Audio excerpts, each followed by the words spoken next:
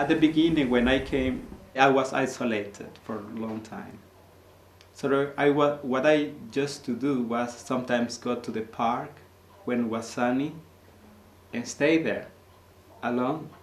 So one day I was in a park near from here, and suddenly a dog came, it was like the dog playing around me, and a lady came and sat next to me, and just like that she said,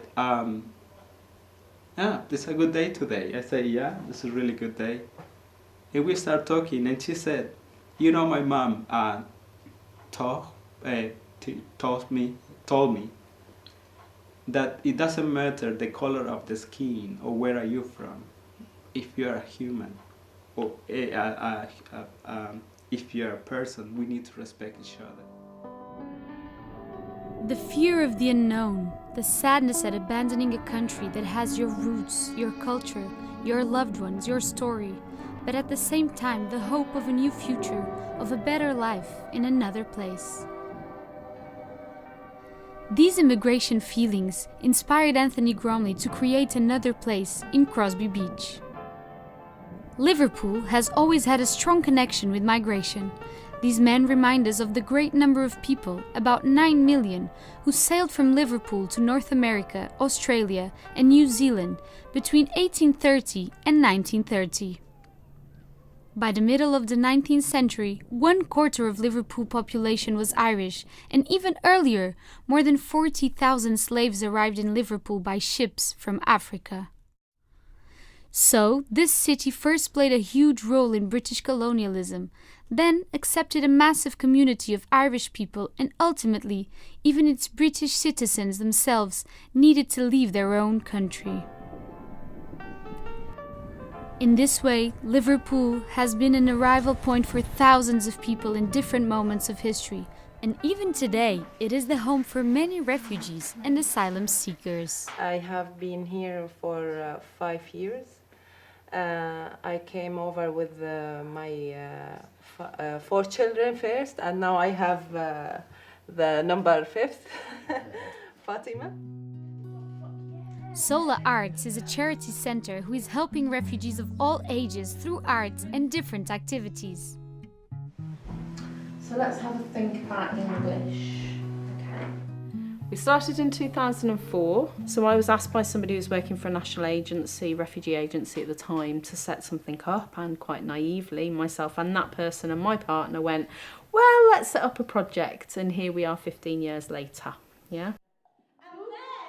And how do you think that Sola Arts is helping refugees and asylum seekers?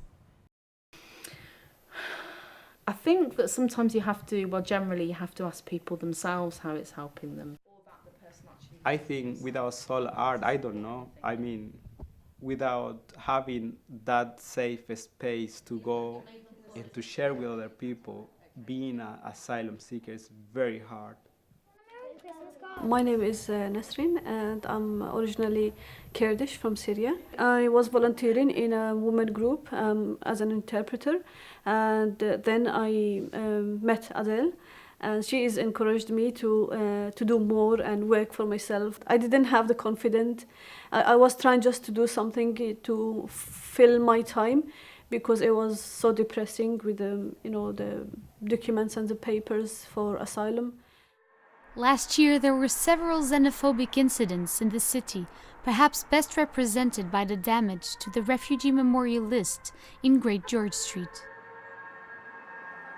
The tribute made by the Turkish artist Banu Cenetoglu reports the name of more than 30,000 refugees, migrants and asylum seekers who have died trying to reach Europe since 1993. It also says where and how they lost their lives.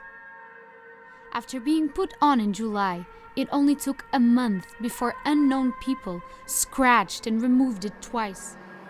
And when it was put on again, they scrawled, "Invaders, not refugees." The mayor, Joey Anderson, then promised to put on a new memorial and to have it protected by volunteers. But as you can see, nothing has changed. I think people should know, but we've got a gang round here of English youth who are drug dealers, and they're also angry at everyone. So this, you know, people are looking at it, and these drug dealers don't want anyone in this area who will disrupt their business. I think there's a lot of prejudice in the country right now, is because people are saying that these people don't belong here and that they don't think like us or have a different culture to us. I don't think that's a bad thing. I don't think we should discriminate people based on anything. I think it's local thugs or youths just maybe vandalising. Maybe they just don't like people coming into the country that are illegal or something like that, but I think it's quite disrespectful. We don't came here because we just choose to come like a holidays or to live and work. We came because we were in danger. The mayor keeps receiving racist comments on his tweets supporting refugees and asylum seekers, showing that some people in Liverpool still don't accept them in their hometown. In the same city, however, there are those who are trying to make a change.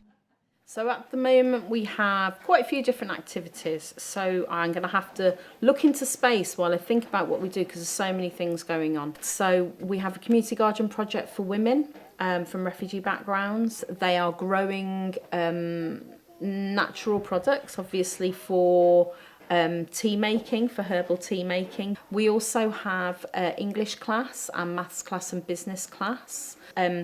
Those classes are towards supporting women, mainly from the refugee communities, to set up their own social enterprise eventually around herbal tea making.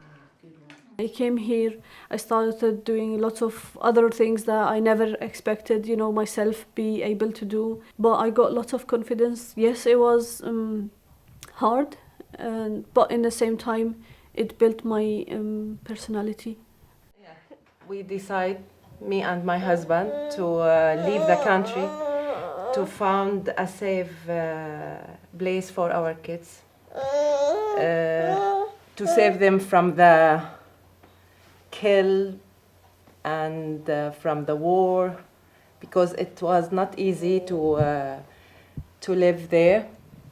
So it was really hard to decide to leave your country, to leave your family, your brothers and sisters, your home.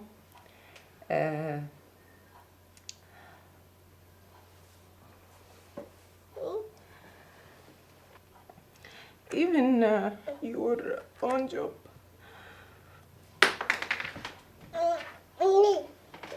Sorry. Sometimes it's very hard to find someone just came to you and talk like that.